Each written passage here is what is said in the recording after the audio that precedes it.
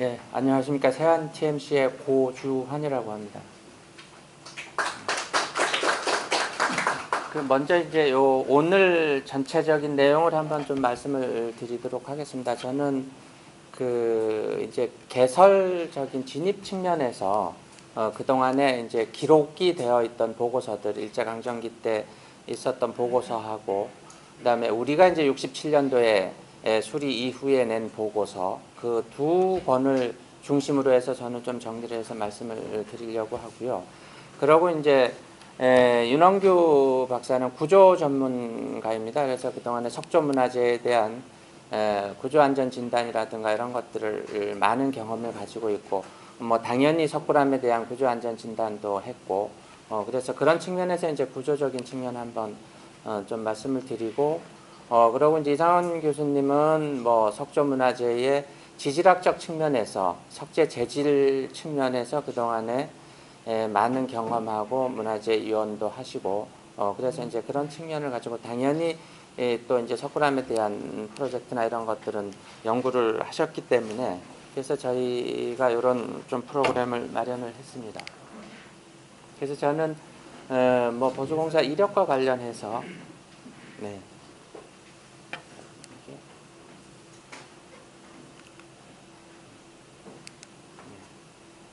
그래서 뭐 일제강점기 이전의 기록은 뭐 아시다시피 사실은 이런 정도 고금창기에 나오는 뭐 중창에 관한 내용이 아주 짧게 이렇게 있어서, 사실은 이 부분도 어떤 역사적인 측면에서는 그동안에 뭐 연구가 그렇게 활발하지 않았지만 그래도 조금은 되어 있습니다. 그러나 이 당시 중창에 대한 기술적인 측면이라든가 이런 측면에 대해서는 사실은 전혀 지금 뭐 추측적인 어떤 연구라든가 이런 것들도 전혀 안 돼 있는 상황이라고 좀 보시면 될 것 같습니다. 앞으로의 저희가 사실은 이 분야에 있는 기술자의 입장에서 사실은 진작에 이런 연구들이 진행이 됐어야 함에도 불구하고 사실은 진행은 못 된 것 같습니다. 그래서 일제강점기 때 이제 수리 관련 기록을 보면 12년도에 뭐 아시다시피 하여튼 조선 초대 총독이 방문하면서부터 이에 대한 이제 작업이나 이런 게 시작이 됐고, 그래서 전체적으로 보면은 한 5차례 정도가 일제강점기 때는 수리가 있었습니다. 그 중에서도 이제 1차 수리공사가 가장 큰 수리공사였었는데, 그 1차 때 수리공사에 대한 기록이 그 당시 이제 일본 사람에 의해서 쓰여진 기록이 있긴 한데, 요약해서 정리하고 요약해서 좀 해석을 해놓은 것들이 67년도 보고서에는 실려 있습니다만은, 대체로 그때도 어떤 기술적인 측면에 대한 내용들은 그렇게 많이 수록이 되지 않아서 사실은 글 내용도 굉장히 손으로 쓴 휘갈림체의 글씨여서 아마 제 생각에는 뭐 자료도 굉장히 방대한데, 이런 부분들은 앞으로 좀 기술자, 그 다음에 실제 석재를 다루는 기능, 뭐 이런 사람들이 좀 융합해서 한번 들여다볼 필요가 있다, 이런 생각을 좀 갖기는 합니다. 그러고 이제 해방 이후에 하여튼 뭐 세척 작업, 그러니까 세척에 관한 거, 그러니까 청태하고 습기, 오염 이 부분은 1차 공사 이후에 하여튼 꾸준히 하여튼 지적이 되고, 석굴암의 주지로부터 계속해서 이런 부분들을 좀 해결해 달라라고 하는 기록이 있었습니다만은 해결은 하지 못하고, 해방 이후 우리가 이제 이중돔 설치하고 환기 시스템을 좀 만들고 하면서 이제 현재 모습처럼, 물론 이제 인원 탐방객들도 상당히 통제를 한 것도 그런 효과가 있을 거라고 좀 판단이 됩니다만은, 그래서 이제 현재까지 그런 내용들이 있었던 것으로 보여집니다. 그래서 보시다시피 이제 이런 국내에 이제 저희들이 기술적인 내용들이 좀 수록돼 있다라고 하면 이런 정도 보고서일 것으로 저희들이 좀 보여집니다. 그래서 일제강점기 때 이제 조사된, 특히 이제 이 책, 조선 총독부 기록 뭐 2812호라고 하는데 이제 저책에 대한 좀 더 명확한 이제 분야별로 어떻게 보면 기술은 기술자적인 측면 아니면 이제 다른 분야도 있을 것 같은데 이런 분야별로 해서 좀 한번 들여다볼 필요가 있지 않을까 하는 생각이 좀 듭니다. 그래서 이제 그 당시에 조사된 도면이라든가 이런 자료들로 좀 보시면 될 것 같고요. 그래서 이제 그때에 이루어진 그 해방 이후 보면 저는 사실은 이런 점들에 조금 주목을 좀 하고 있습니다. 그래서 조사자들의 이 당시 보면 대체로 굉장히 다양한 지질하시는 분, 환경, 기상 굉장히 다양하신 분들이 아마 처음에는 접근을 해서 조사를 이렇게 했고 그 이후에는 오히려 어떻게 보면 이런 전문가분들이 아마 배제가 많이 되지 않았나 하는 생각도 좀 들기도 합니다. 그리고 이제 공사 내용을 보면 이제 요런 부분들이죠. 요 위에 사진이 이제 아래 사진으로 된 게 1차 공사 때. 예.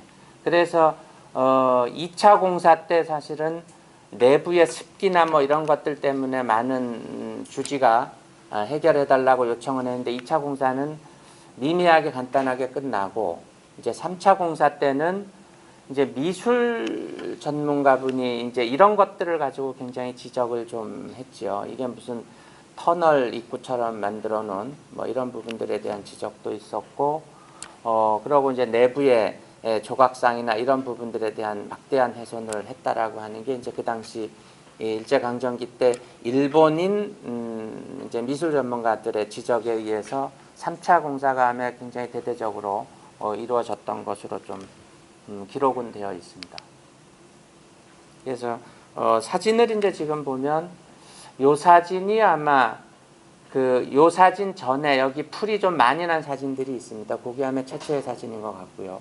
그 이후에 이제 여기 풀을 좀 제거하고 이렇게 나타난 게 13년도 이전 사진으로 저는 좀 보고 있고 그러고 이제 2013년도 공사를 시작하면서 이 붕괴되는 것을 막기 위해서 일단은 이런 가시설을 먼저 하게 되고 그러고 나서 이제 뭐 1차 공사 뭐 내부에 이렇게 해서 특히 이제 이 상부에 있는 옥괴석이 떨어져서 파손되는 거에 대한 고민을 많이 한 흔적들이 보고서에도 뭐 기본적으로 좀 실려 있어서인지 몰라도 가설은 이렇게 해서 하여튼 공사를 했습니다. 그러고 이제 1차 때 공사한 모습이 요거고 3차 때 이제 관련 전문가 일본 내에서 아마 이런 여론들이 굉장히 있어서 언론에도 그래서 요게 이제 23년도에 이런 모습으로 한번 바뀌었게 됐고 이게 이제 60년대 우리 해방 이후에 이제 이런 부분을 뭐 전시를 펴고 하는 작업들이 이제 그 이후에 된 것으로 그렇게 기록이 되어 있습니다. 그리고 이제 해방 이후의 공사 내용을 보면은 역시 이제 이 스팀 세척에 대한 게 그러니까 꾸준히 하여튼 계속 이렇게 되어 왔습니다. 그리고 그 57년도에 이제 이 기록, 요 몇 글자 안 되는 기록이 좀 있는데 이거를 좀 사실은 저희가 좀 자세히 봐야 할 필요가 있을 것 같습니다. 아마 외국인 관광객들이 오고 하는 것 때문에 경주박물관의 전문가들 참여 없이 그냥 위에서 하면 누군가의 지시에 의해서 아마 공사를 이렇게 한 것 같아요. 굉장히 과도하게.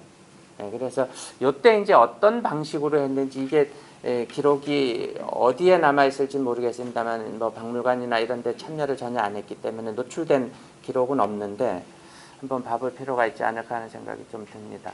그리고 이제 그 이후에 역시 이제 이중돔을 설치하기 위해서 58년부터 61년도까지 하여튼 설계 지침 뭐 세부 시방서까지 작성하기 위한 이런 관련 다양한 분야의 전문가들이 참여해서 조사를 하고 그 조사에 의해서 이제 현재 설치되어 있는 이중돔이라든가 배수로 시설이라든가 이런 것들이 이제 정리가 되어 옵니다. 이 과정에서도 보면 이제 특히 남천우 이 물리학 교수님이 하여튼 그 콘크리트 철거에 대한 이야기를 그 당시도 아마 굉장히 많이 논란이 있었고, 이 부분에 대해서는 67년도 보고서 작성을 신영훈 선생님이 하셨는데, 신영훈 선생님하고도 아마 논쟁이 상당히 여러 차례 있었던 걸로 기록에는 좀 남아 있습니다.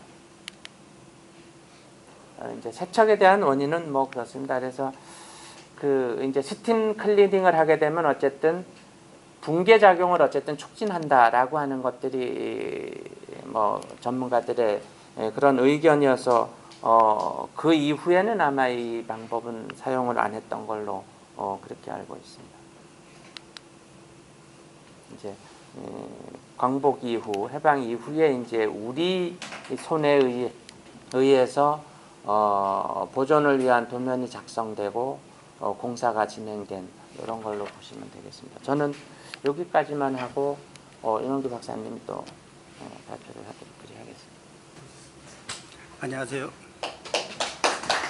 임원규입니다. 처음에 타이틀이 재료와 구조를 보는 석굴암이 진실해서 너무 거창한 것 같아서 제가 하는 부분들은 상당히 일부분적으로 공학적 입장에서 바라보는 아주 조금 범위의 그 얘기를 해보려고 합니다.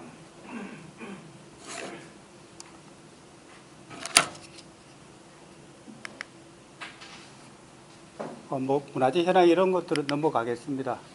그리고 제가 관심 있는 부분은 이제 1915년도에 이제 내부 도움에 대해서 1차적으로 이제 콘크리트로 이제 덮어 씌우기 시작합니다. 그러고 나서 지금까지 한 108년 정도 지나게 되고요. 그러고 나서 이제 2차적으로 61년도에 이중돔을 만들기 시작합니다. 적어도 한 2, 3년이 지나게 되죠. 그러고 나서 97년에 그러니까 건축학회에서 구조안전 진단을 하기 시작합니다.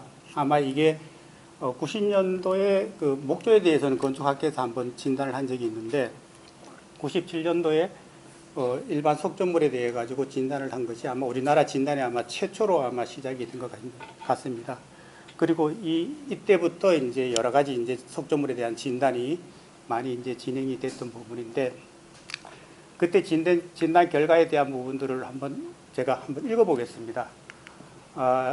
언론에서 제기한 석굴암 내부돔 상부의 균열은 모르타르층의 건조 수축에 의해 발생한 미세균열로 구조체의 안전과는 관계가 없다라는 얘기하고, 그 다음에 석굴암 석굴에 대한 컴퓨터 해석 결과 석굴의 구조 안전에는 문제가 없다. 다만 석굴 내 일부 누수 단면 결손 부위에 대한 방수 및 충전과 기계실 진동을 저감시킬 수 있는 조치가 필요하고, 석굴암 석굴은 구조적으로 안전한 것으로 판단되나 동문화재의 중요도 노후도를 감안하여 최소 6개월 주기로 정기 점검이 필요하다. 이런 어떤 결론을 내렸습니다. 그러고 나서 국립문화재연구소에서 주기적으로 이제 1년에 한 번씩 점검을 시행하기 시작했습니다. 그리고 2013년도에 석굴암 석굴을 해체 보수를 했는데, 이때도 이제 다시 한번 그 정밀 안전 진단을 실시하기 시작합니다. 이거는 도면입니다. 자, 저는 항상 석굴암에 이렇게 들어갈 때 보면 굉장히 신비하고 경이로움을 많이 느끼게 됩니다. 특히 이런 어떤 도움 구조에 대해서 보면 볼수록 어떻게 저렇게 만들 수 있을까? 굉장히 만들기 힘들었을 거다라는 생각이 많이 듭니다. 특히 5단으로 이제 돔이 구성되어 있는데 3단부터 5단까지 끼임돌을 집어넣어서 석굴의 어떤 그 돔의 불안정한 구조를 보충하는 어떤 역할을 하고 있는데, 지금 여기 보시면은 판석들이 되게 좀 돔 구조로서는 얇은 편입니다. 그러다 보니까 어떤 장치가 개입되지 않으면 쉽게 붕괴될 수밖에 없는 그런 상황일 것 같고요. 뭐 이런 사항들을 감안하여 여러 가지 이제 기임돌이나 그 다음에 전기석을 놓고 전체적으로 힘의 흐름이 돔 형태로 이렇게 전달이 될 수 있도록 만들어졌는데, 이런 그 기임돌이 있는 상태에서 적어도 그 안쪽에서 위에 하중이 눌러줘야만이 상부에서 약한 어떤 그 반석이 떨어지는 것을 막아줄 수 있는 그런 어떤 그 역할을 하게 되죠. 그래서 일단 저렇게 도무 형태를 만들어 놓고 체험석을 집어넣어서 전체적으로 하중이 작용할 수 있도록 그렇게 만든 것 같습니다. 그러다 보니까 실제로 이런 상태에서 하부 그 돔의 제일 하단의 어떤 부분만 굉장히 안정적으로 되어 있다 그러면 쉽게 붕괴되지 않는 어떤 구조인데 발견 당시에는 그 전면부가 붕괴되어 있는 그런 어떤 상황을 볼 수가 있었습니다. 지금 제가 말씀드린 이 부분은 제가 97년부터 국립문화재연구소에서 주관했던 그 안전 점검을 직접 참여하면서 했던 내용들을 가지고 제가 좀 설명을 드리겠습니다.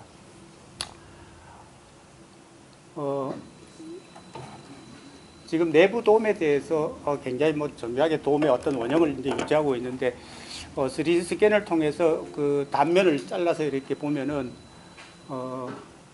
A와 A 다시 이 단면 같은 경우에 한 7.2m 정도의 어떤 그 원형을 유지하고 있습니다. 그런데 지금 여기 보시면은 이런 어떤 그 선들이 내축으로 이렇게 굉장히 좀 이렇게 변형이 진행되어 있는 그런 상태인데 물론 지금은 이제 막 콘크리트로 덮여 있기 때문에 저런 변형이 그렇게 큰 문제는 되지 않습니다만은 그게 없었다 그러면은 변형이 많이 진전이 될 수밖에 없는 그런 상황입니다. 특히 이제 좌측 쪽, 그러니까 저희들이 이제 본전불에서 봤을 때 좌측 쪽 같은 경우에는 생각보다 굉장히 한 16cm 정도 이렇게 어떤 그 원형에서 안으로 좀 들어오는 그런 어떤 변형이 발생이 돼 있고 우측 쪽은 한 12cm 정도의 어떤 변형이 특히 이제 우측보다는 좌측이 좀 더 심하게 변형이 돼 있고요. 그 다음에 B와 B 다시 단면 같은 경우에는 실제로 그 좌우 단면보다가 정배 단면이 조금 그 원형으로 봤을 때 조금 작습니다. 그 규모가. 그래서 한 40cm 정도의 어떤 그 차가 지금 나고 있는데요. 여기도 마찬가지로 이제 각각의 어떤 돌들이 뭐 오래됐으니까 당연히 이런 변형들이 조금씩은 발생해 있을 수밖에 없는 상황인 것 같습니다. 아까 말씀드린 이 부분들이 이제 그 전면에서 이제 발견 당시 붕괴가 됐었는데 지금 이 부분에서 보면은 이 부분이 전체적으로 날아가고 이 하부 쪽에 돌들도 어느 정도 없어진 것 같기는 합니다. 그런데 지금과 같은 이와 같은 구조라 그러면은 이게 쉽게 이제 붕괴가 되지 않을 상황인데 지금 이와 같이 이제 붕괴가 되어 있습니다. 지금 여기 보면은 떨어져 있는 돌이 뭐 어떤 분은 이제 지금 그 잔속으로 남아 있는 뭐 광창에서 썼던 이 돌이라고도 말씀하시는 분이 있는데 제가 봤을 때는 여기 있는 그 임돌 이걸로 이제 추정이 됩니다. 그래서 아마 여기 있던 요 네 개 자체가 이제 전체적으로 떨어져서 밑으로 이렇게 낙하됐을 부분인데 아마 요 하부 쪽에 있는 부분 가장 가깝게 있는 돌이 이 돌일 것 같습니다. 그래서 지금 대자랑 그 청계석과의 사이가 한 40개 정도 어떤 거리가 있습니다. 그래서 여기 있는 돌들이 붕괴가 된다 그러면은 외부적으로 크게 어떤 이례적으로 충격을 줘서 앞으로 밀리지 않는다 그러면은 이 무거운 돌들이 그냥 그대로 자유낙하했을 가능성이 큽니다. 그런데 지금 대자를 보면은 상당 부분들이 이제 떨어지는 돌에 맞아가지고 이제 파손이 발생돼 있는데 그 다음에 제가 설명을 드리겠습니다. 그런데 이와 같이 요 하부 쪽이 붕괴가 되려고 그러면은 지금의 이런 어떤 그 돔 구조에서는 하부와 약간의 어떤 변형이 생기면 좀 더 쉽게 붕괴될 수 있는 가능성이 좀 큽니다. 이 구조가. 그래서 다른 어떤 돔보다는 좀 그런 어떤 취약성을 갖고 있다고 저는 보고 있는데 그러다 보면은 지금 여기 이제 뭐 광창이라고 주장하시는 분들의 어떤 그 사항들을 보면 만약에 이와 같이 어떤 약한 부분들이 있었다 그러면은 이게 지금 이게 갈라져 있는 부분인데 갈라지면서 어느 정도 변형이 생긴다 그러면은 전체적으로 이제 조금 이렇게 치마가 발생하면서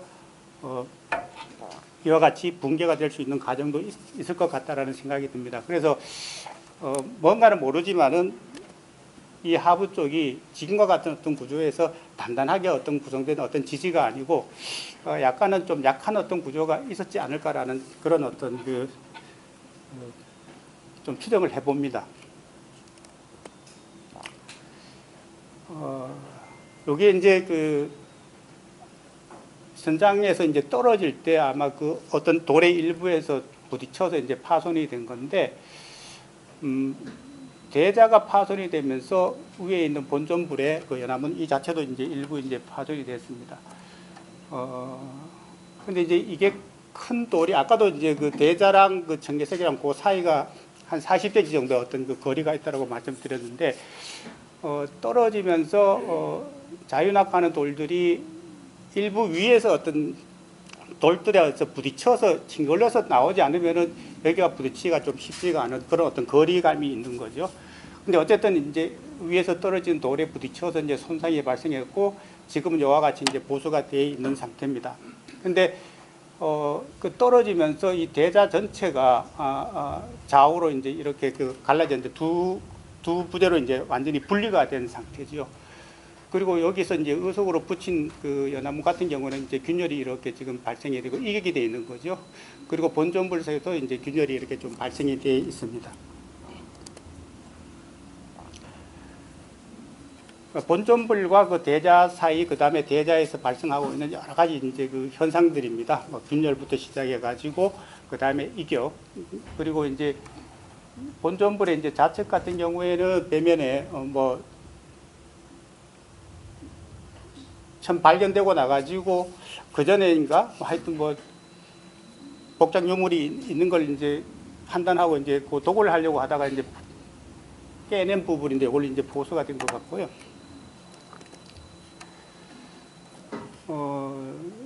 지금 이제 그 본전불과 대자 사이에 이제 이와 같이 이제 그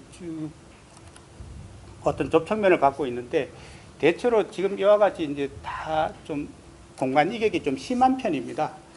근데 지금 여기에 같이 이제 그 일부 그 부재로 이렇게 메워놓은 부분들이 여기에 이제 그 철편이 있는지는 확인할 수는 없습니다만은, 대체로 지금 그 본전불이 대자에 놓여 있는 그 상태는 굉장히 국부적으로 이제 하중이 전달되고 있는 그런 어떤 상황이어서 굉장히 좀 응력 집중이 좀 심화되어 있는 그런 어떤 상태로 보시면 됩니다.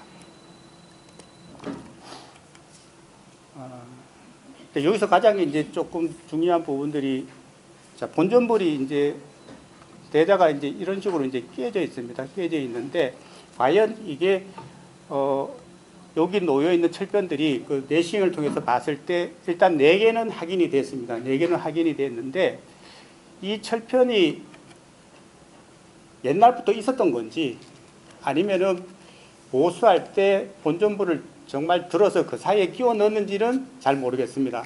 근데 어쨌든 이와 같이 이제 4개의 어떤 그 철편이 확인이 됐는데, 요 경계선을 따라서 그 균열이 발생한 경계선을 따라서 전면적으로 다 이렇게 지금 배치가 되어 있습니다.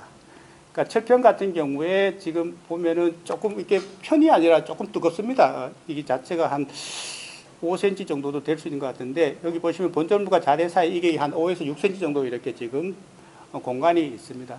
그리고 이제 부식이 좀 많이 돼 있고요. 그 부식 편장도 돼 있고, 그 다음에 자세히 보시면은 이 철편이 이 본전불과 자대 사이에서 약간 들떠 있습니다. 그러니까 완전히 접촉이 돼서 어떤 힘이 전달이 되는 것이 아니라 일부는 이제 거의 그 고여 있는 상태가 역할을 못 하고 있는 것 같이 보이기는 합니다.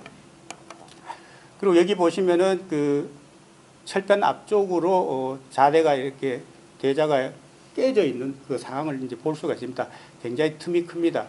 요 틈 아래로 보면은 이와 같이 뭐 일부 조그만 돌들이 끼워져 있는 것도 있고, 이런 상황들을 확인할 수가 있습니다. 아까도 말씀드렸듯이 그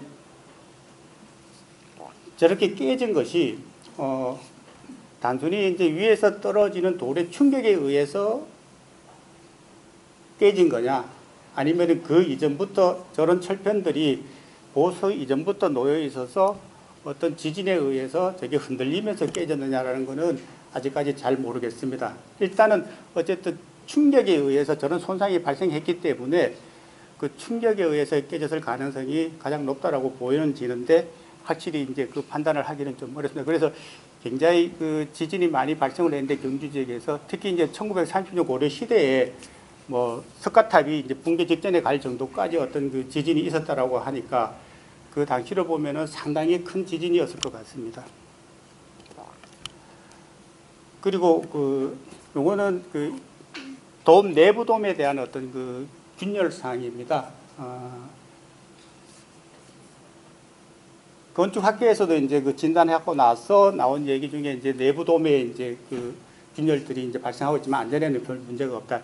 이거는 이제 콘크리트, 철근 콘크리트가 아니고 그냥 콘크리트로만 덮어 씌워놨기 때문에 당연히 이제 콘크리트라는 어떤 구조물 자체가 여러 가지 어떤 환경적 조건에 의해 가지고 균열이 발생할 수밖에 없는 사항인데 어쨌든 그 원형 돔이다 보니까 그 원형의 어떤 돔 형태를 따라서 이와 같이 이제 균열이 많이 발생이 되어 있습니다. 그래서 이거는 2007년도 정도이기 때문에 그 이후 뭐 한 십몇 년이 지난 상황이기 때문에 더 많이 발생해 있을 가능성은 큽니다. 그리고 갈라진 틈으로 그 이중돔 외부 쪽으로 보면은 그 누수에 의해 가지고 이와 같이 백화 현상이나 누수 같은 것들이 많이 발생을 하고 있습니다.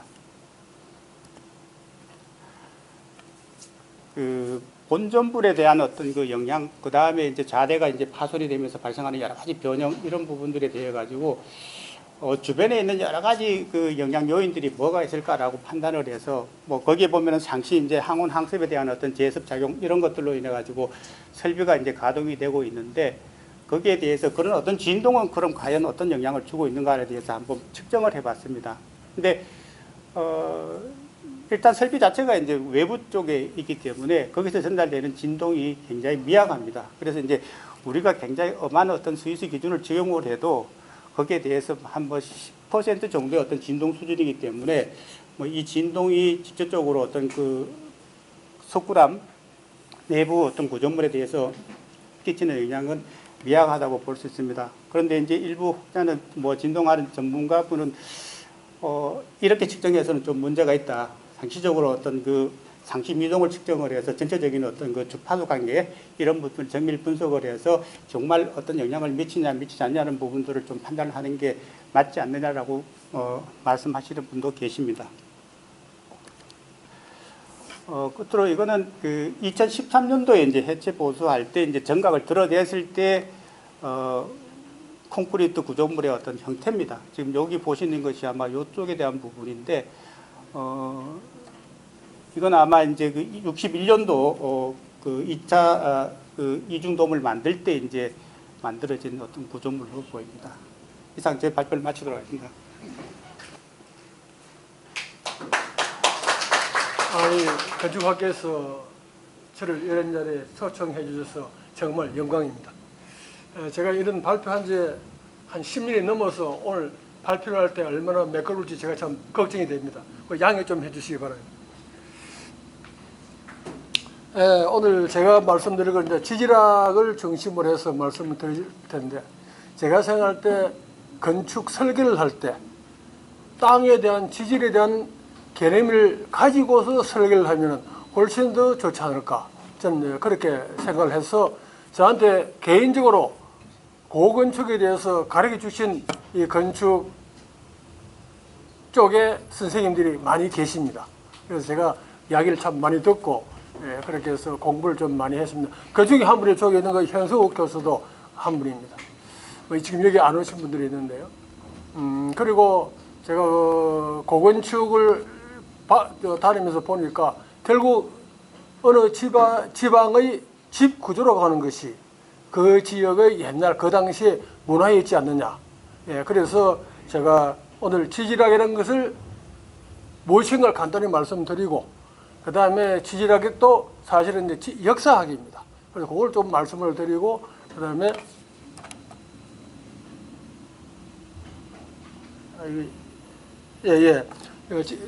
하고, 그 다음에 석굴암을 이루는 암석에 대해서 간단하게 말씀을 드릴 텐데, 저희들은 암석을 판정을 할 때 샘플링을 해서 봐야 되는데 문화재는 손을 댈 수 없지 않습니까? 그래서 좀 어설프게 눈으로 가지고서 육안 관찰한 것을 가지고 할 수밖에 없었습니다. 그리고 이제 그 주변에 있는 돌을 해서 육안을 봤을 때 아주 유사하다고 생각했기 때문에 제가 거기서 샘플링 한 것을 나중에 말씀을 드리겠습니다. 그 다음에 지금 그 앞에 두 분이 말씀을 하셨는데 현재 보존 상태를 중심으로 해서 말씀을 드리고 이것을 바탕으로 해서 앞으로 석굴암을 계속 유지시키는데 보존하는데 어떻게 해야 되겠는가를 아주 간단하게 제가 결론에서 말씀을 드리도록 하겠습니다.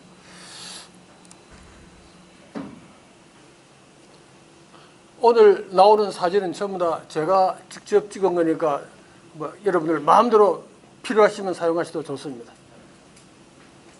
이 지올로지라는 것은 그리스어에서 지오, 지구라는 뜻이죠. 그다음에 로지아, 연구 또는 학문이라는 그런 의미가 되겠습니다. 그래서 지구는 뭐 가이아라는 그 이론도 있습니다만은 유기적으로 항상 변화합니다. 그 변화 시기의 원인들은 굉장히 많은데 가장 핵심적인 것은 에너지가 이동해 가는 것이죠. 뭐 그거는 이제 에너지 이동에 대해서 구조 설계할 때 굉장히 많이 이제 관심을 가지고 계시겠지만은 특히 에너지 이동에 따라서 물질이 화학적으로 변화하고 물리적으로 변화한다는 얘기입니다. 그것이 암 속에서 그대로 나타납니다. 그래서 그것이 바로 에너지가 이동한다는 것은 시간의 흐름을 이야기하는 것이거든요. 그래서 과거와 미래의 변화를 연구하는 분야. 그래서 지질학은 나중에 간단히 말씀드리겠습니다만은 역사학이 자연에 대한 역사학이 되겠습니다. 그래서 지질학의 모든 연구 과정은 물리학, 화학, 생물학, 요 사이는 또 첨단으로 해가지고 양자역학까지 활용을 한다고 합니다. 저는 그 정도까지는 들어가지 못하고 이제 정리를 했기 때문에 잘 모릅니다만은 기본적으로 물리학이 양자역학, 좀 첨단되는 것이 양자역학이 되겠죠. 그래서 화학, 생물학. 그래서 예를 들면 저기 생물학은 바로 고생물학을 해서 역사학을 바로 직접 연관되는 것이죠. 그 다음에 화학은 지구화학. 이 지구를 이루고 있는 화학 원소가 주기율표에 지원소가 다 들어있거든요. 이제 그것이 서로 상호작용을 어떻게 하느냐, 그걸 연구하는 것이 우리가 지오케미스트리, 지구화학이라고 이야기를 합니다. 그 다음에 지구물리, 이게 물리학은 지구물리인데 석유 탐사, 그 다음에 광산 탐사 등등 모든 것, 아까 잠깐 말씀드린 지질학 이런 것들이 다 거기에 해당이 되겠습니다. 그래서 크게 지질학은 일반 지질학과 지사학 두 가지로 나눌 수가 있습니다.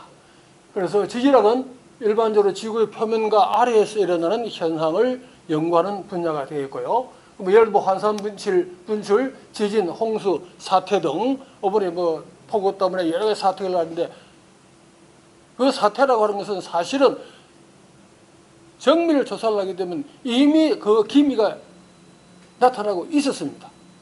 너무나 그게 느리고 끝으로 눈으로 잘 볼 수 없기 때문에 놓치는데 그것이 물이라는 폭우라는 것 때문에 갑자기 나타나는 것이 이제 사태가 되겠죠.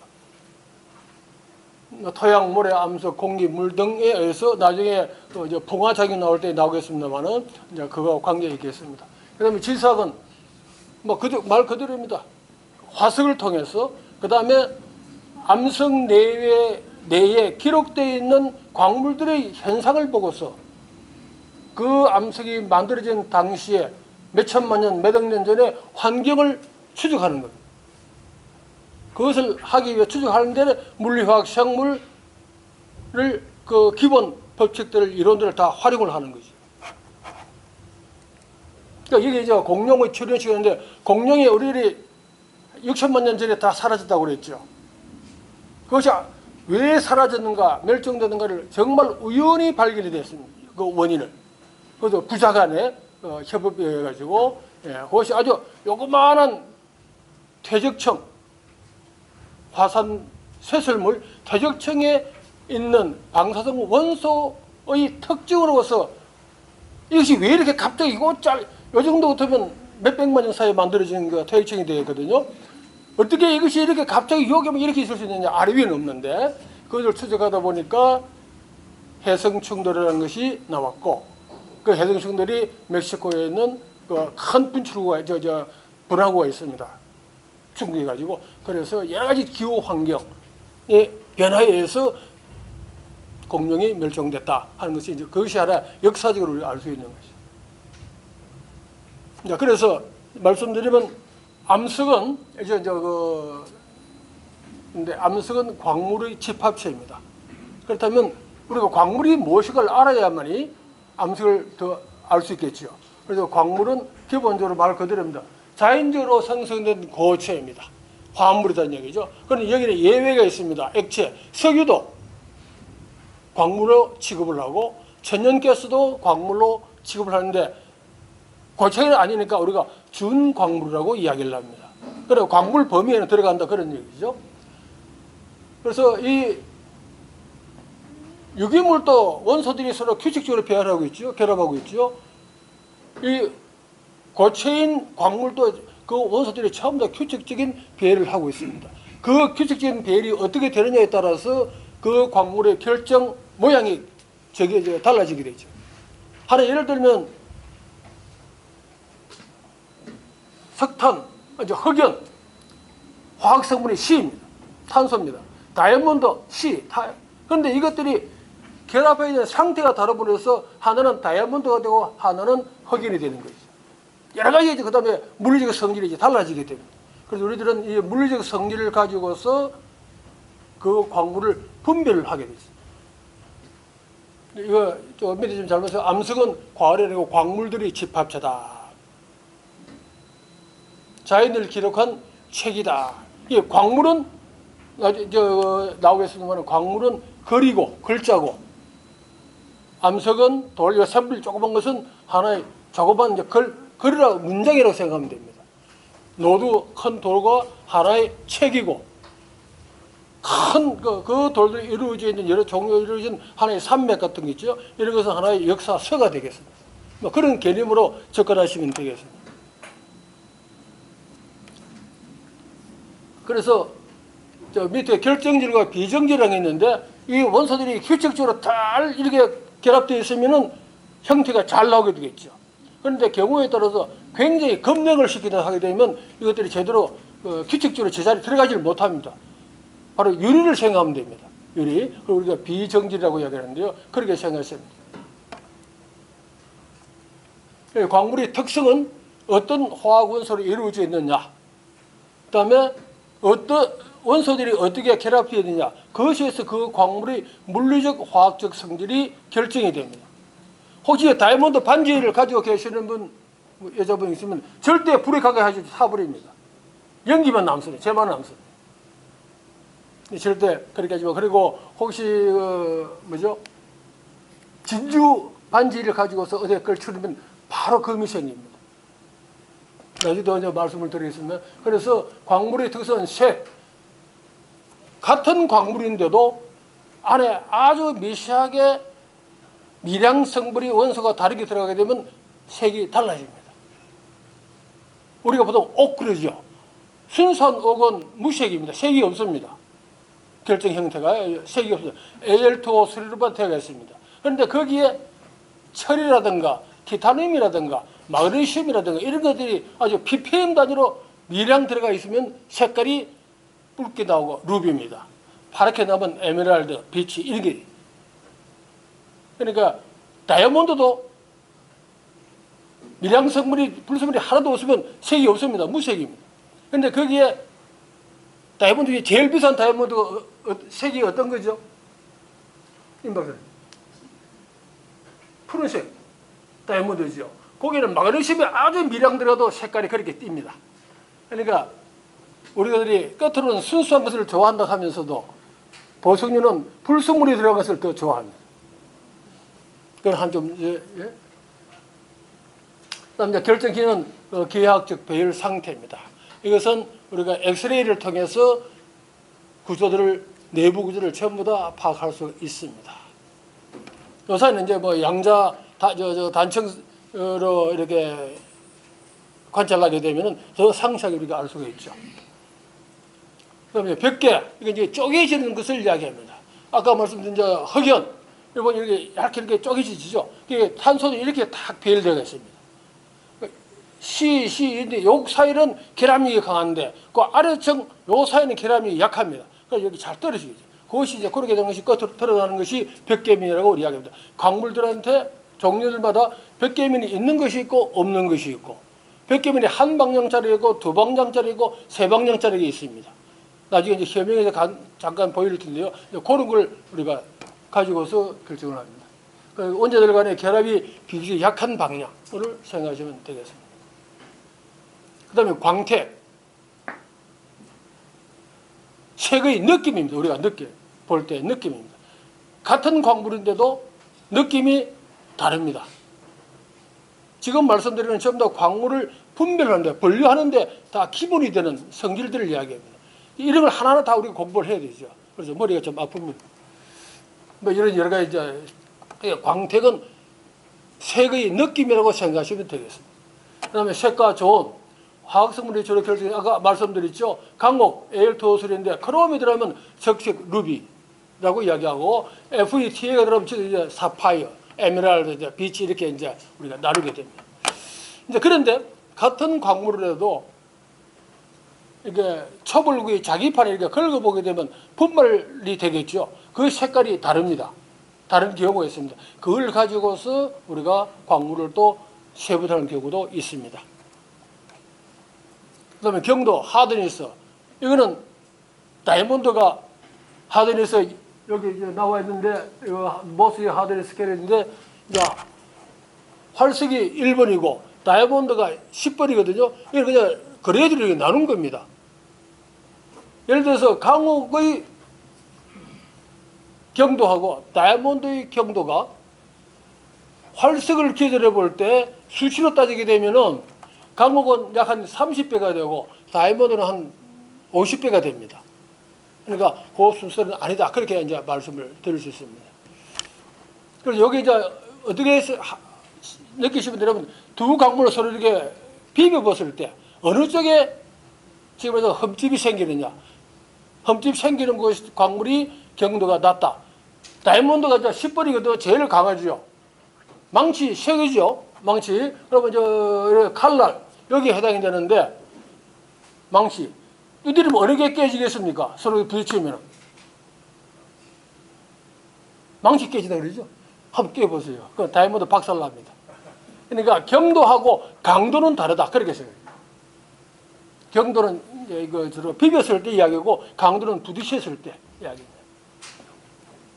이제 비중, 이 물에다가 광물을 이렇게 분말을 넣게 되면 어느 정도 깔았느냐 서로 비교를 하죠. 기준은 물입니다. 물을 기준으로 해서. 근데 광물을 분류는 이제 화학으로 볼 때는 대륙을 이루고 있는 이제 지구는 전체 제일 바깥에 대륙 지각, 그 밑에 해양 지각, 멘털, 외핵, 내핵 이렇게 이제 천무로 구성이 되어 있는데, 제일 바깥에 있는 것을 우리가 대륙 지각이라고 하죠. 육지를 이루고 있는 지각을 이야기합니다. 거기에 이제 이런 암석들이 쭉 다 들어가 있죠. 주로 여기 우리가 일반적으로 다 하죠. O, C, 알페 이렇게 우리가 설명하고, 나머지 원소들이 이제 지구를 패는 원소들이 전부 다 합해도 0.77%밖에 되지 않습니다. 자, 그것을 이런 성분들이 예를 들어서 Si 하나하고 산소 2개, SiO2가 되겠죠. 수정입니다. 쉽게 말해 석영.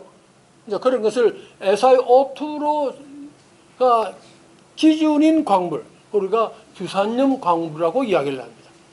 그래서 어느 것이 기준인 성분이냐에 따라 가지고 이렇게 여러 가지 광물들로 나누게 되는데, 그 중에 하나가 규산염 광물, SiO2가 기본이 되겠습니다. 여러 가지 오늘 나중에 현미경도 보겠습니다만은 석영, 장석, 감람석, 성수 이런 것들은 이제 좀 보기 좀 어렵고요. 나중에 현미경 사진을 볼 때는 운모하고 녹리석은 볼 수가 있습니다. 근데 이런 것들은 좀 보시면 A와 B, 주로 Mg와 Fe, Ca 성분이 들어가 있습니다. 이 칼로 속에 들어있는 것은 서로 상대적인 양을 이야기해요. 한 예를 들면은 요 감람석의 Mg와 Fe2, SiO4죠. Mg와 Fe 함량이 다름에 따라 서로 함량이 다르면 감람석 색이 달라집니다. 감람석 색이 달라집니다. 아까 옥 말씀드렸죠. 그와 같이 색이 달라진다. 그래서 우리는 화학 분석하지 않고도 이거는 대충 어느 성분이 좀 더 많이 들어있겠다 우리가 추정을 하고 있습니다. 정확한 것은 화학 분석을 해봐야 되겠습니다만은 이거는 잘못됐습니다. 그다음에 이제 탄산염 광물은 CO3 음이온이 있는데 이제 방해색 아르고나이트 백운소, 그다음에 인산염 광물은 PO4, 인해색은 이거, 그다음 원소 광물은 그 뭐냐면 원소 하나로만 되어 있는 거. 그다음에 이거는 이제 주로 황화물이 많습니다. S가 우리가 황화 광물, 산화 광물을 했니? 뭐 이렇게 우리가 볼 수가 있습니다. 광물. 자, 그래서 이 광물들이 어떤 광물들이 어떻게 어느 정도 서로 함량을 가지고서 결합해 있느냐, 어떤 과정으로 그 광물들이 모이게 있느냐에 따라서 우리가 암수를 나누게 되는데 거기에 화성암, 퇴적암, 변성암이라고 나눕니다. 옛날에는 우리가 퇴적암을 하지 않고 수성암이라는 말을 많이 썼는데 지금은 수성암이라는 말을 쓰지 않습니다. 화성암은 말 그대로 마그마가 불화자입니다. 마그마 불덩어리죠. 암석이 녹은 물질이 식어서 만들어진 화성암이고, 퇴적암은 말 그대로 이렇게 쌓인 겁니다. 입자들이 쌓인 겁니다. 변성암은 사람도 나이가 들면 피부가 변하죠. 똑같습니다. 주위 환경이 달라지면은 주로 압력과 열, 그다음에 안에 드는 용액, 주로 이제 H2O가 되겠는데요. 이런 성분들이 변함에 따라서 광물이 변합니다. 제가 광물이 화학 결합물이라고 그러죠. 화학원소 결합물이었죠. 서로 반응을 하기 때문에 변할 수밖에 없습니다. 아주 간단하게 제가 보겠습니다. 화성암, 마그마 암석의 용융체, 광물 결정의 용존가스가 냉각된 거. 이 냉각되는 게 하나 예를 들면 여기 서울에 그 북한산 큰 덩어리죠. 화성암체가요. 덩어리인데 화학암체인데 지금까지 연구된 바에 의하면은 지하 한 3 내지 4km 지하에서 냉각돼서 굳어진 겁니다. 걸리는 시간은 어느 정도일 것 같습니까? 3천만 년에서 4천만 년 사이입니다. 그 정도 시간 걸려서 굳어진 겁니다. 지하 3 내지 4km에서 물론 추정입니다. 냉각 장소가 바깥에 나오면 화산 나오면 이제 분출함. 지하 깊은 곳, 조금 전에 말씀드린 깊은 곳에서 냉각되면 심성암. 중간쯤 올라오다가 식어가지고 굳어진 거 반심성암이라고 이야기를 합니다. 또 용존가스는 이제 주로 대부분이 수증기 H2O고 탄산가스가 있고 그 다음에 유황 S, 그 다음에 CO2 이런 것들이 조금 들어가 있습니다. 그리고 온도는 대개 1000도에서 1200도 시내입니다. 이것은 그 마그마의 화학 성분의 함량에 따라서 온도가 차이가 납니다. 2000도까지 올라가는 것도 있습니다. 점성은 이제 끈적끈적한 간혹 우리가 화산 분출할 때 용암이 흘러내리는 거 한번 보시죠. 화산이 여기에 있는 용조 안에 있는 H2O 성분이 많으면은 폭발하게 됩니다. 그래서 백두산 같은 것이 만들어지는 것이죠. 이 종 모양을 이렇게 만들어지게. 그런데 하와이 같이 SiO2 양이 적고 H2O 양이 적으면은 폭발하지 않고 이렇게 흘러내립니다. 용암이 흘러내리는 거 보셨죠? 이렇게 흘러내립니다. 그럼 이거는 이렇게 아주 넓은 순상 모양의 그런 화산이 만들어집니다. 그래서 그러니까 H2O가 많게 되면은 점성이 떨어지게 되겠죠. 적으면은 점성이 생기니까 그런 이제 H2O가 SiO2의 결합력을 이렇게 느슨하게 만들어주는 능력이 있습니다.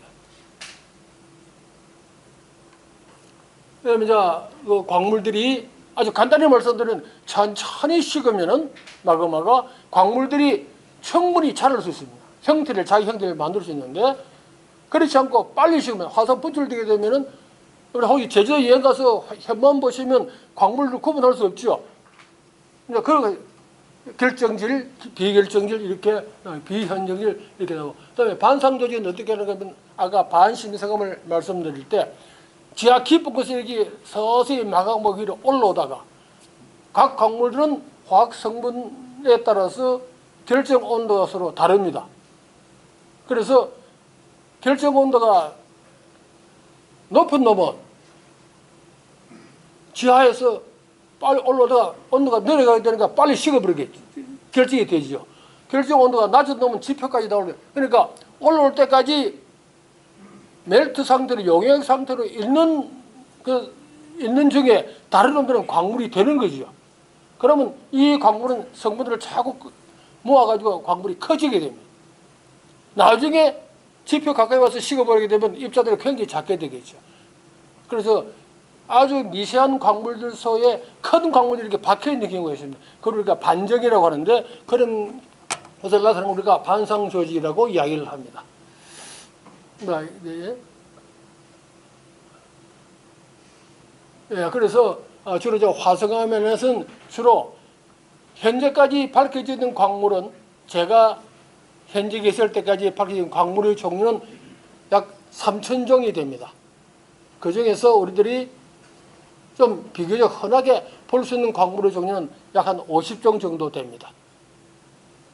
그 중에서 화성암, 퇴적암, 변성암 각각을 이루고 있는 주 구성 광물들이 조금 다릅니다. 여기 있는 것은 화성암의 주 구성 광물 7개입니다. 석영, 그다음에 장석류는 왜 류라고 하는 거면 칼리장석, 사장석, 그러니까 화학 성분들 차이에 따라서 크게 두 개로 나누게 되면 광물 종류가 한 10개 됩니다. 그리고 우리가 류라고 붙입니다. 운모류, 백운모, 호운모, 견운모. 가끔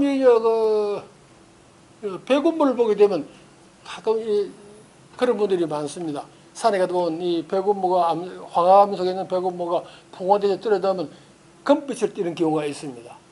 또 이렇게 그래서 금이라고 하는데 그런 이제 백운모 이렇게. 예. 그다음에 각섬선류, 희석류, 감람선류, 준장선류 이렇게.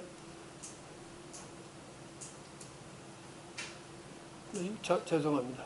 화성의 종류는 이제 아까 반심성암 올라오다가 식어버리기 이제 안 먹이고요. 그다음에 암상 이렇게 실 상태로 들어간 거고 병반 이건 뭐 이런 건 뭐 그냥 이런 종류가 있다는 것만 알아주시면 되겠습니다. 이게 구성에는 구성 광물입니다. 이 구성 광물이 종류에 나중에 이제 삼각 다이아그램을 보여드리겠는데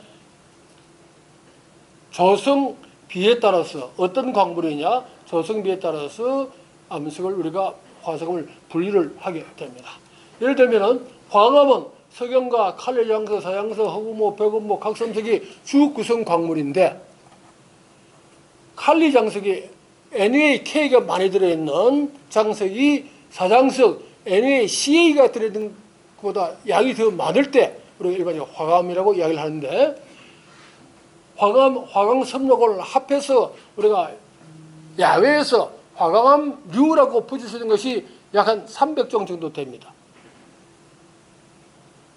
근데 전문적으로 우리가 분류를 할 때 이제 300종 된다는 것이고 그냥 일반인들이 볼 때는 뭐 한 서너 종류만 해도 충분합니다.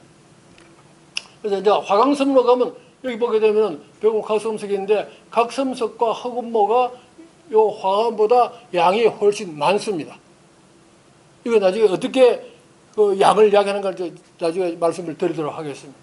섬으로 가면 여기에 석영이 없지요. 석영이 없습니다.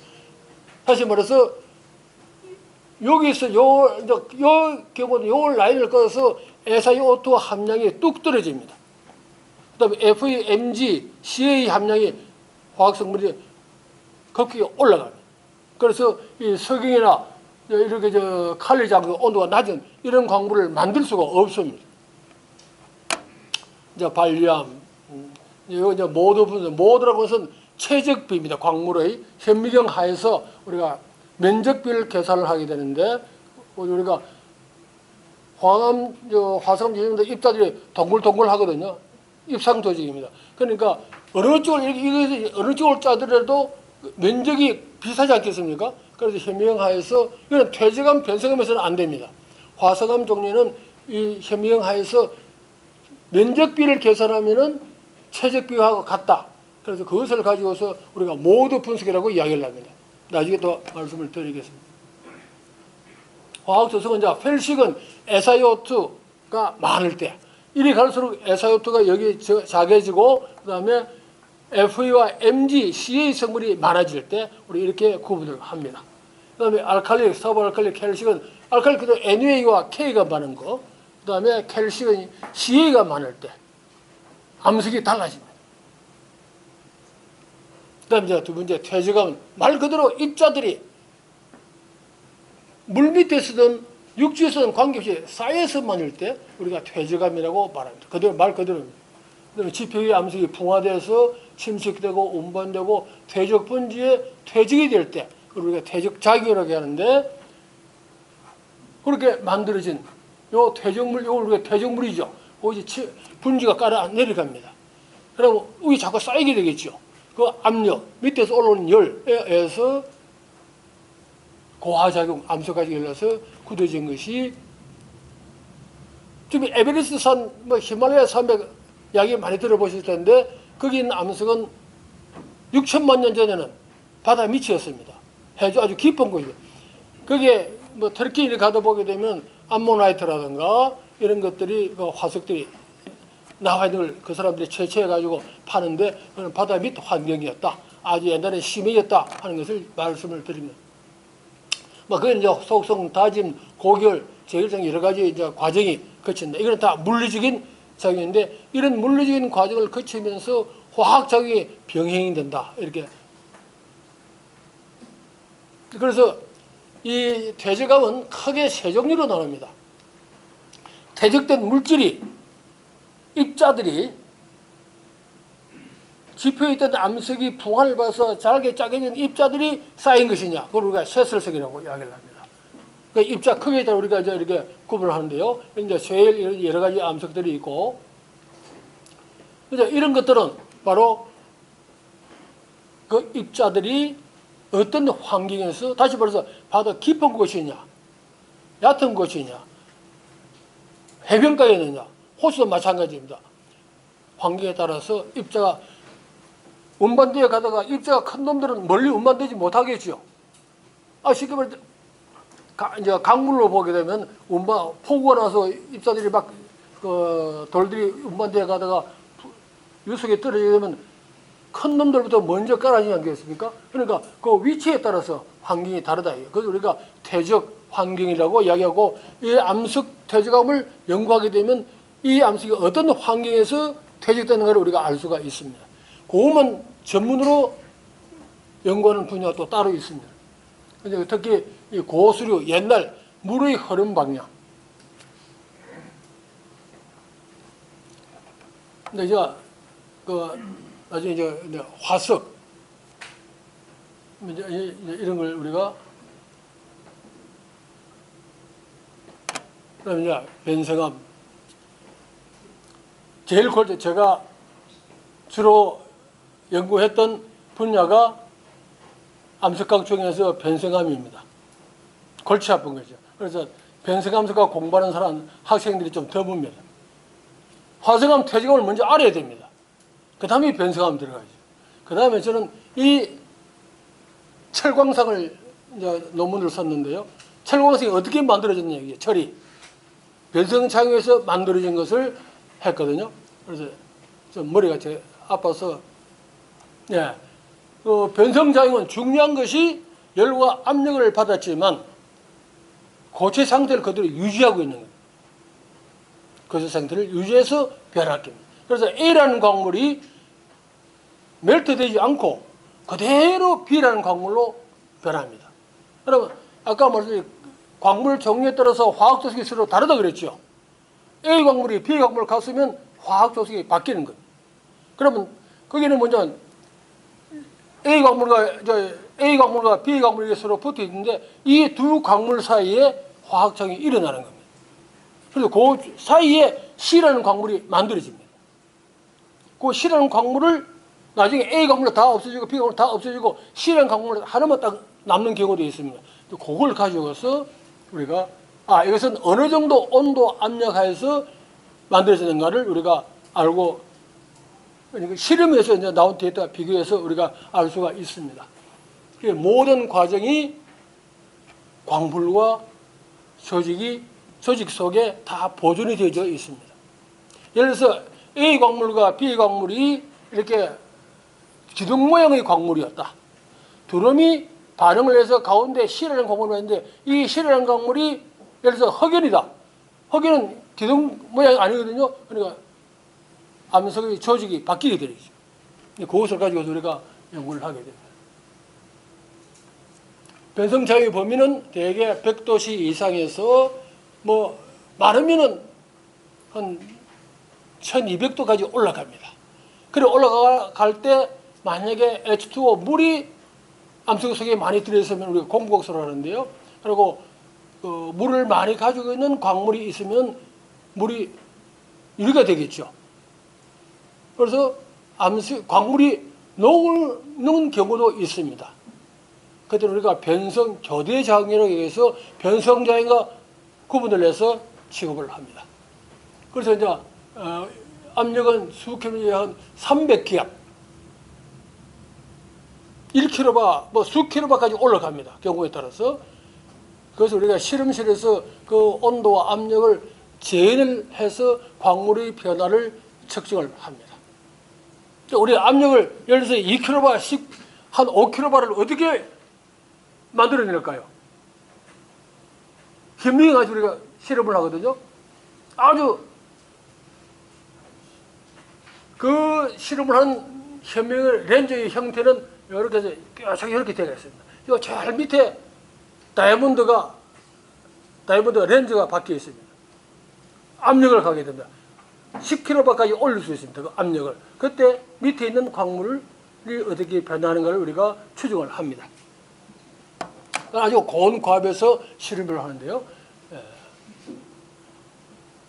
변성장애에 미치는 영향은 암석의 화학 조성, 그다음에 온도와 압력, 용이 있느냐 없느냐, 주로 H2O입니다. 주로 있느냐 없느냐. 그다음에 노출된 시간. 우리가 반응을 하려면은 어느 정도 임계 온도라는 게 있지 않습니까? 열이 가있어서 금방 이게 반응되는 것이 아니라 일정한 에너지가 축적이 되어져야만이 그때부터 반응이 시작됩니다. 그래서 변성장이 일어나는 시간은 때에 따라서 몇백만 년, 몇천만 년이 걸릴 수 있습니다.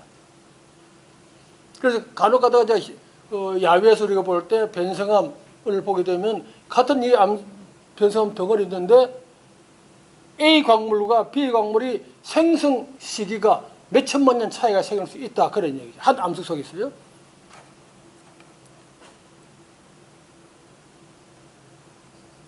먼저 조직이 이제 차등 응력 뭐 이런 건 이제 뭐 잘 아시겠죠, 구조하는가요? 이런 것들이 이제 만들어지게 됩니다. 광물 조합이 변한다. 그래서 암석이 변한다. 이제 그것이 우리가 온도, 압력이 서로 좀 다른데 그것을 우리가 그레이드로 나누어서 나누어 놨습니다. 그것을 우리가 변성상이라고 이야기를 합니다. 그 각 변성상마다 광물 조합들이 다 다릅니다. 암석에 따라서, 암석 화학 조직에 따라서 다릅니다.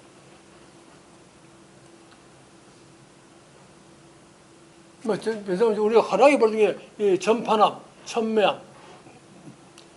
전파암과 천매암은 그 석조 문화재에서 주로 비신에 많이 사용되어집니다. 그다음에 편암과 편마암 뭐 이런 것들이 있습니다. 대리암은 석회암이 변성돼서 만들지. 그런데 이 대리암은 석회암하고 광물은 똑같습니다. 같은 방해수로 이루어져 있는데 결정 형태가 달라집니다. 그 다음에 풍화작용도 변성인데 크게 보면 변성작용에서 뺍니다. 상운상합에서 일어나는 거기 때문에 암석의 변이 물리적 풍화작용, 이거 나중에 석고람 암석의 여러 가지 그 변질 상태를, 훼손 상태를 볼 텐데 전부 다 이 풍화작용에서 만들어진 것이라고 생각하시면 되겠습니다. 간혹가다 나무에 큰 돌에 나무가 자라는 걸 보시죠. 뿌리를 박고 살죠. 그 뿌리가 어떻게 나무를 뚫고 들어갈까요? 여기서 어떻게 그 뚫고 들어갈까요? 뿌리가 힘이 있어? 아니에요. 뿌리 끝에 살이 나와서 암석을 녹입니다. 그러면 조금만 콩국이 만들어지겠죠. 그러면 거기다 뿌리가 성장합니다. 그러니까 굉장히 긴 시간이 필요하다는 얘기죠. 나무 뿌리 힘이 해서 들어간 게 아닙니다. 근데 거기에 식물 뿌리 성장도 해당이 된다. 그다음에 이 전리가 깨진 텀이라고 생각하면 됩니다. 이게 나중에 이게 통화 훼손 현상이 나타날 텐데요. 전리를 그다음에 결정이 만들어지고 뭐 이렇게 여러 가지 이제 특히 이 석탑인 경우에 우리나라에 동결 작용이 굉장히 큰 영향을 끼칠 수 있습니다. 겨울에. 그래서 비가 내린 게 있죠. 그 별로 영향 미치지 않습니다. 비 맞은 거요. 비가 이거 묻어 있을 때 풍화작용 안 일어납니다. 마르고 나는데 부재 사이에 섞여 있죠. 이것이 오래 있으면 풍화작용이 일어납니다. 겨울 되면 눈이 내려서 눈이 녹을 거 아닙니까? 거기 또 얼게 되면 그 하늘 우리가 빙산의 일각이라고 하는데 그 빙산의 일각이 그 빙산 전체에 몇 퍼센트 정도 되겠습니까? 빙산 전체에서 물 위에 나와 있는 게 빙산의 일각이죠. 그게 얼마 정도 되겠습니까? 그것이 고만한 부피의 물이 얼음이 될 때 늘어나는 부피입니다. 그게.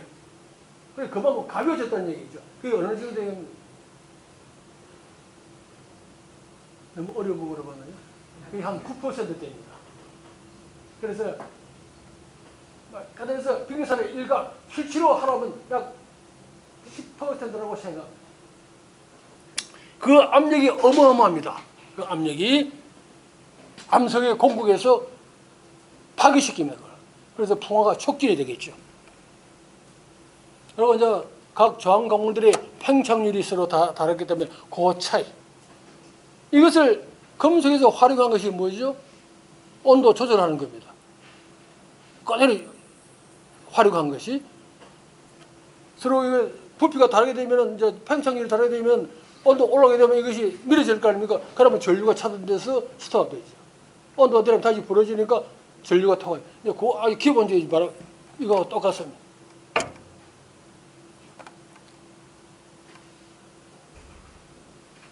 그다음에 화학적 풍화작용. H2O가 CO2면 H와 H2O 이건 이온으로 되어 있죠. 녹아서 흘러 나간다 이겁니다. 그다음에 가수분해 뭐 용탈작용, 산화작용, 용효작용 이런 것들이 이제 있다 생각하십니다. 오늘 석고람 할 때 그 화학음인데요. 화학음의 풍화작용 중요해. 석영은 화학적으로 굉장히 안정합니다. 그래서 석영은 풍화작용에 영향을 받지 않습니다. 결국 뭐 정장석이 K라운이 가수분해를 해서 점토 광물들이 만들어지게 됩니다. 그다음에 운물이와 마찬가지죠. 자, 그렇다면 어떻게 됐습니까? 석영과 장석이 서로 섞여 있는데 이러면 풍화가 돼서 부분적으로 녹아나가고 석영 가만히 있으면 이 사이에 공국이 생겨야 되겠죠. 풍화가 촉진되는 거예요. 그래서 만들어진 것이 입자박락. 석이 떨어져 나오죠. 석회암 풍화. 이것은 주로 CaCO3. 요 술인데요. Ca와 용해가 돼서 흘러나가니까 그것이 우리가 석회암이 쉽게 말해서 섞는다, 변색이 된다, 이렇게. 그래서 만든 이제 풍화태, 이런 것이 있습니다. 박리작용, 이렇게 얇게 떨어져 나가는 나중에 사진을 보시겠습니다. 암석의 종류와 구조, 그 다음에 사면의 기후, 이건 이제 일반적으로 바뀌어지고, 기후, 굴착동물, 중요한 것이 시간입니다. 석굴암, 아까 두 분이 발표하실 때, 지금 현재 이중토물에서 보존이 잘 되겠지 않습니까?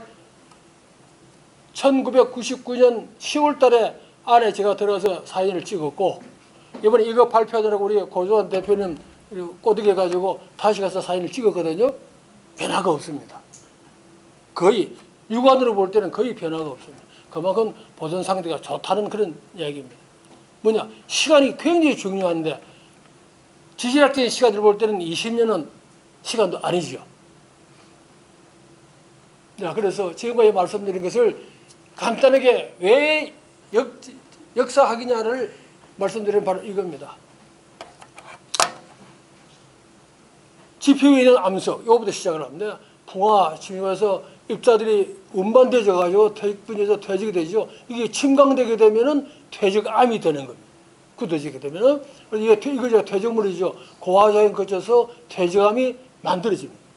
만들어져서 이 흙이 갑자기 높은 열을 받아서 열에만 노출되면 녹아서 마그마가 돼서 냉각되면 결정작용이 돼. 이제 광물들이 만나면 화생암이 되는 겁니다. 근데 이것이 온도와 압력을 쭉 오랫동안 받아가지고 서서히 고체 상태로 변하게 되면은 변성작용이랍니다. 만들어진 것이 변성암이죠. 이것이 또 열을 받으면 화생암이 되고 그대로 위로 올라오게 되면 지표 위에 암석이 됩니다. 이것이 하나의 암석의 순환 과정입니다. 그런데 이 모든 과정들이 광물, 조직, 광물과 암석의 조직에 다 기록이 되어져 있습니다. 여기에 퇴적될 당시 퇴적물 속에 만약에 생물이 유해가 있으면 그것이 바로 화석이 되는 거죠. 이것이 윤회 과정입니다. 어려워. 이거 잠깐 제가 아까 처음에 서두에 말씀드린 지질학의 역사학이다. 건축도 사실 아까 제가 말씀대로 문화를 나타낸다 그랬죠. 역사학이. 그래서 제가 지질학은 시공의 변화를 기록하는 것이에요. 우리가 하는 것이 자연이 하는 거죠. 그다음에 광물은 글자고 암석은 글이고 암반은 역사서다. 그런 개념으로 접근을 하게 되면은 저는 혼자 산에 며칠 가도 전혀 지루하지 않습니다. 돌을 보고 있으면 그건 뭐 적어도 제가 생각할 때는 적어도 한 20-30년 이상 돌하고 자꾸 이게 돌에 미쳐봐야만 그렇게 볼 수 있지, 안 그러면 그냥 돌 이름밖에 모릅니다. 역사는 구성요소, 시공간과 사실과 물질인데 이 시공간은 우리가 어쩔 수 없는 거죠. 중요한 게 바로 사실과 물질입니다. 역사의 시공은 과거, 현재, 미래. 이거 이제 우리들이 다 알고 있는 걸 간단히 제가 나타낸 겁니다. 현재는 과거의 결과임과 동시에 진행 영역입니다. 미래는 가능력, 예측 영역. 이걸 요새 양자역학 확률로 나오죠. 확률. 미래는 우리가 모르는 거다 이거죠. 그래서 시공간은 본질적으로 흐르는 것이고 에너지 변이에 의해서 근본으로는 우리가 사실은 모르는 것인데 조금 양보해서 자잘한 글자 하나 붙였습니다. 모르는 것. 우리 언학에 대해서는 시공간은 한 방향이지만 우주에 들어가게 되면은 방향은 의미가 없다. 이건 뭐 다 아시는 얘기입니다. 그다음에 사실과 물질, 이게 제일 중요한데요. 본질적으로 변화. 간단하게 아주 쉽게 바뀐다는 사실은 변하지 않는다. 우리는 이 두 개를 가지고서 어떻게 변하는 걸 우리가 하죠? 에너지, 그다음 어떻게 이제 방법 놓는데 이게 지질학에서 하는 겁니다. 어떻게 변하는가. 외에는 취급하지 않습니다. 해석은 현재에 존재하는 결과가 대성인데 이게 이제 역사관이라는 거죠. 역사관. 우리가 어떻게 해석하느냐에 따라서 옛날의 사실과 얼마인지 다르게 우리가 볼 수 있다. 그런 얘기. 이걸 이제 그냥 넘어가요. 그다음에 이제 석가람 일어나면서 전체 구조입니다. 석가람 주변에 쭉 구성하면 석가람 가보시면 석가람을 가기 위해서는 입구에서 이렇게 쭉 가다 보면 아주 가까운 곳에 이 지형이 이렇게 휘어져 있어요. 그 지형에 협곡도 있고 계곡도 있고 한데 그 지형의 모습은 자연적인 모습이 아닙니다. 지금은 숲이 많아지고 그 본래의 그 형태를 참 보기 어려운데 제가 20년 전에 가서 봤을 때는 지금보다는 나무가 없었어요. 그 형태는 경사물 형태는 인위적인 것다 이거죠. 그래서 거기에 있는 돌을 제가 샘플링을 해가지고 암석 관찰을 하고 시골암 내부에 들어가서 돌을 서로 비교해 보니까 육안으로 볼 때 매우 유사하더라고요. 그래서 경주지역이 화강암 주로 이런 그 화강섬 이거 연령을 해보니까 경주지역이 약 4억 7천만 년에서 4,700에서 5천만 년 전이다. 이때 사실 우리나라 전체에서 주로 경상남도 지역에 우리가 불국사 화강암이라는데 화감의 관입이 굉장히 심하게 일어났던 시기입니다. 이때가. 자, 요거는 아까 말씀드린 석굴암 주변의 암석에서 샘플링한 거를 가지고서 요 박패를 만든 건데요. 두께가 0.03mm입니다. 현명하에서 본 건데요. 자, 이렇게 누대 구조 보이는 것이 사장석입니다. 그럼 이렇게 이제 사장석이 변질된 견음모인데요. 견음모고 요것도 이제 석영들입니다. 이거 이제 광물 조절 우리가 감소하는 방법이 있는데요. 이제 여기 요거는 이제 각섬석입니다. 요거는 허금모입니다. 요걸 현명 스테이지를 돌리게 되면은 요것의 색깔이 변합니다. 색깔이 변합니다. 그 요것이 아까 처음 말씀 이런 방향성이 있죠. 요게 벽계면입니다. 벽계면이죠. 이렇게 달라지고. 요거는 이제 사장석이고 이렇게 이제 결정면이고 이렇게 이거는 자르는 방향에 따라서 다르게 보입니다. 요거는 이제 허금모입니다.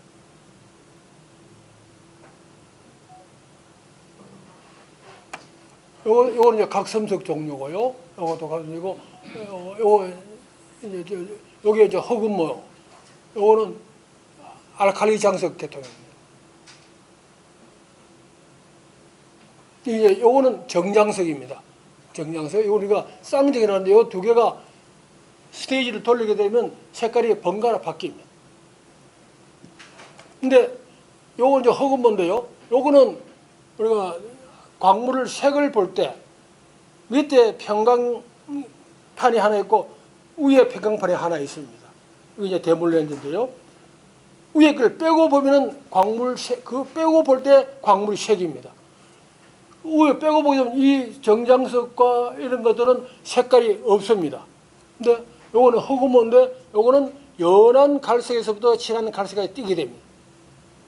그 요거는 지금 이제 위에 평광판을 넣어서 두 개가 각량 이제 각 평광이 이렇게 되도록 되어 있거든요. 간섭색입니다. 이것이 이 간섭으로 돌리게 되면 색깔이 360도 돌릴 때 4번 바뀌게 됩니다. 요거는 누대 구조라고 해가지고 이것도 장석이고 허금모고 이거 허금모 이렇게.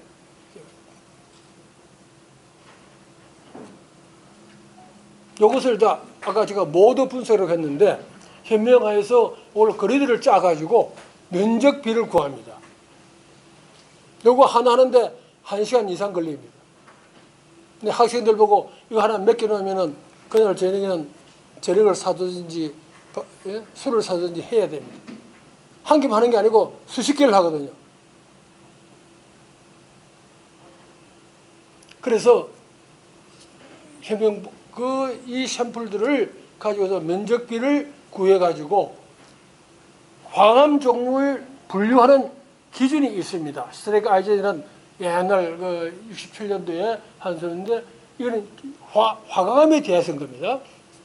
분류한 것인데 그걸 해보니까 이렇게 찍히더라 그런 얘기죠. 1번이 그라니트 화강암이고 2번이 화강섬로감이고 3번이 토널라이트입니다. 그래서 그 주위의 남성은 요 경계선이 있죠. 그래서 화강섬로감 내지 토널라이트다.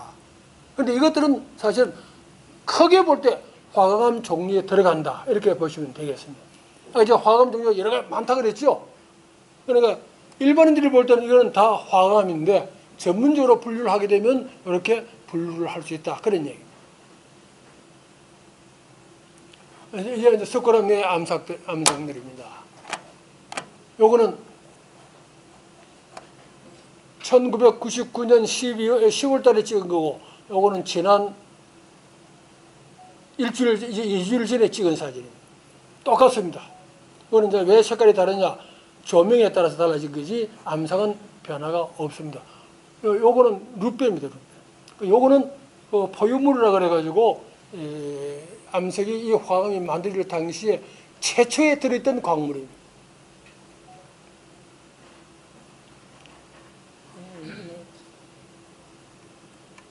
죄송합니다. 그래서 보존해놓은 풍화, 입자, 박락, 미세균열, 갈색화 현상, 지금 풍화에서 균열과 이거 만들어지고 첩첩계 지난번에 아까 보석할 때 사용했던 접착제, 주로 그때 이제 시멘트를 많이 쓰고 생석회를 많이 쓰는데요. 그것들이 먼저 암석보다 먼저 풍화됩니다. 그것이 흘러내리면서 영향을 끼친 거죠. 이제 사진을 쭉 보시겠습니다. 전실의 풍화가 매우 심하다. 막 이렇게 원실 안에 들어가면 여러 가지 현상들을 우리가 볼 수 있다. 그러니까 이거보다는 사진을 보시는 게 더 낫겠습니다. 본전물 전체로 500색. 지금은 본전물은 1500년의 나이와는 관계 없습니다. 성형수술을 해가지고 새로운 아주 젊은 부처님으로 변질되어 있습니다. 그래도 그 형태, 참 제가 말씀드렸는데 왜 그 당시에 화강암이라는 돌을 썼을까, 재료를 썼을까? 제일 쉬운 거는 석회암이거든요. 만들기 쉬운 거는요. 부드럽고 연마하기도 쉽고 한데 왜? 그러니까 그만큼 세공기술이 뛰어났다. 그런 얘기예요. 그리고 아주 세밀한 것보다는 전체적인 분위기가 더 중요하지 않았나. 그래서 그리고 그 주변에 있는 암석이 화감이다. 그래서 사용하지 않는 그런 생각을 합니다. 이거는 이제 불기현상. 본전물 변색, 이건 전부 다 지금은 나중에 이제 결론이 나오시면 굉장히 안정되어 있다. 그렇게 생각하시면 되겠습니다. 수직수평도는 대각선 방향, 균열 때, 이런 것들이, 이거는 중요한 것이 상대 습도입니다. 이게 사진 보시겠지만, 청계, 아까 그런데 청계 부분은 굉장히 검게 갈색으로 변색되어 있거든요. 거기는 습도가 상대적으로 높았다. 그런 얘기죠. 그런데 그게 24년 전하고 지금하고 색깔에 큰 변화가 없다. 이제 입자 방락. 아까 제가 말씀드렸죠. 석영과 장석이 있을 때 석영이 부과되면 이거 녹아서 부분적으로 이거 결합력이 떨어지면 석영은 더더라도 떨어져 나갑니다. 그래서 거기서 우리가 입자 방락에 대해서 암석 표면에 요출이 많이 생기죠. 이 청계입니다. 지금도 이것이 어떻게 세계로 끼어지는가는 아직까지 미스터리죠. 요거는 지난번에 찍은 사진이고, 요거는 99년도 찍은 사진입니다. 별로 색깔이 변화가 없습니다. 이거 아까 우리 이제 윤영규 박사님 좌대 깨진 요거는 보수한 겁니다. 별로 차이가 없죠. 24년 지났는데 차이가 없죠. 이거는 우리가 백화 현상이라고요. 검게 말 그대로입니다. 검게 변하면 흑화 현상. 그 다음에 희게 변하면 백화 현상. 백화 현상은 주로 시멘트 풍화물에서 만들어진 거다 생각하시면 되겠습니다. 이거 이제 관음상인데요. 이거 이제 모슬이 하중의 차이에 의해서 부분적으로 풍화가 됐으니까 끼어져 나간 것이다. 이렇게 해석이 됩니다. 조명 차이지 변화가 별로 없습니다. 24년. 위치는 제가 말씀드리지 않겠습니다. 이제 이 부분은 이 부분이죠. 요거 균열 똑같습니다. 요 밑에 부분적으로 끼어져 나가는. 이건 백화연, 이게 옛날 접착제 봉화물이에요.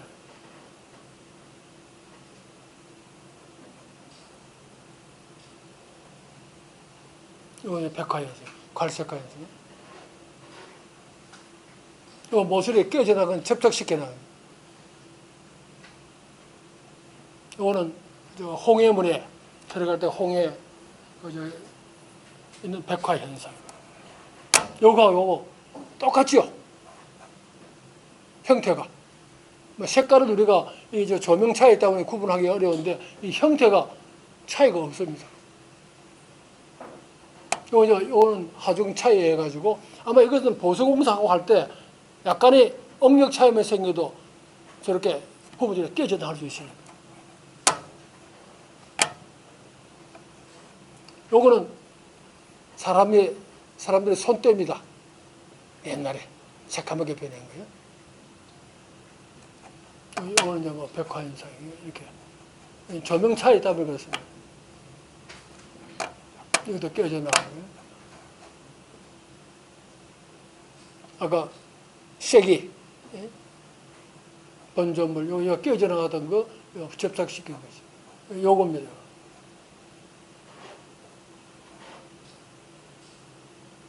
입자 방락, 여기 깨어져 나가는 현상. 이렇게 미세 균열들이 만들어지고 있어요. 이거는 감실에 있는, 이거는 접착제 풍화 백화 현상입니다. 이 전체는 이제 갈색으로 변한 거죠. 이거는 옛날에 보수절에. 이거는 크게 저쪽으로 연결되어 있습니다. 균열이 크게 도동공 나가 있네요. 이거는 풍화에 의해서 만들어진 균열입니다. 근데 변화가 없습니다. 주 훼손성은 풍화, 일자방락, 표면입니다. 영이 아니고 표면 박리.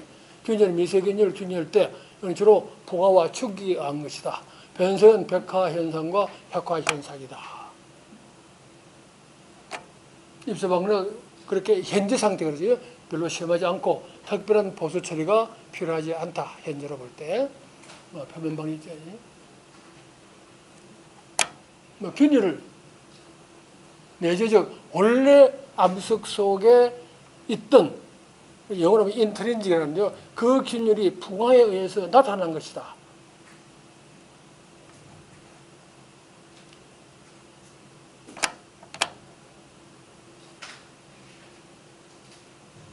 간단히 하면 석굴암은 화합로에 속하는 화강성합 내지 소노라이트에 해당이 되고, 그다음에 주요한 훼손 현상은 입자 방락, 표면 방락, 균열 및 변색 등이다. 균열은 수직, 이거는 뭐 이제 발달되고, 이런 주로 변색 현상은 풍화하고, 그다음에 시멘트 접착제 등의 풍화물에 의한 영향이다. 이미 보수를 해가지고 다 옛날에 세척을 했기 때문에 그 이후에는 크게 변화가 없다. 그렇게 말씀을 드립니다. 다음에는